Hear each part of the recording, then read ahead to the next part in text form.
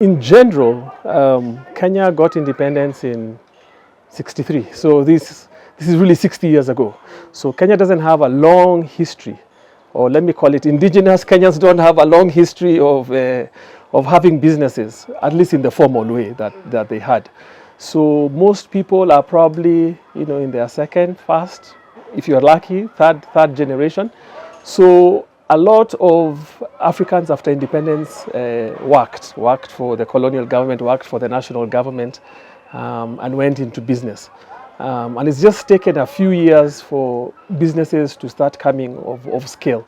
So I think some of the challenges that businesses in general in Kenya, and more so family businesses, they might have some gaps, and the gaps are really around, they tend to be informal. They tend to bring the home to the business, and that can sometimes lead to gray areas, especially among themselves. What you find is family businesses are very clear about what the rest of the members of staff, employees are going to do, but surprisingly they're not clear about themselves, which is actually a bit strange, but that's what happens. So you start finding that if not well addressed, areas of conflict can arise, which impairs obviously decision making and a lot of other things.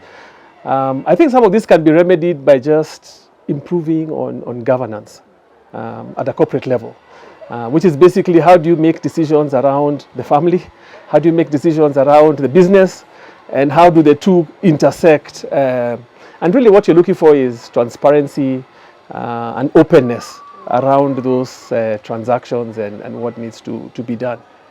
Businesses, and especially family businesses,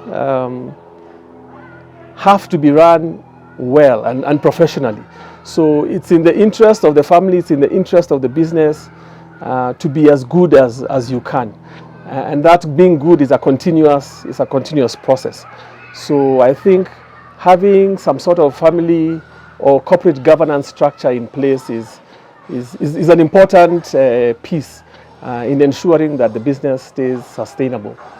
I think the other key takeaway is as much as you're working on the business, don't forget to work on the family, because the family business is really about the people. So you really need to figure out how to have environments where people can share, where people can differ, where people can exchange ideas, and also an opportunity for you to equip family members to be able to be successful in what they do.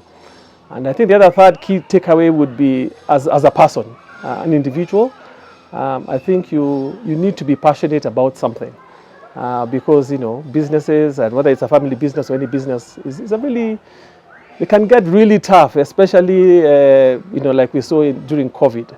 So if you're not passionate about something, then the chances of you sticking on are diminished.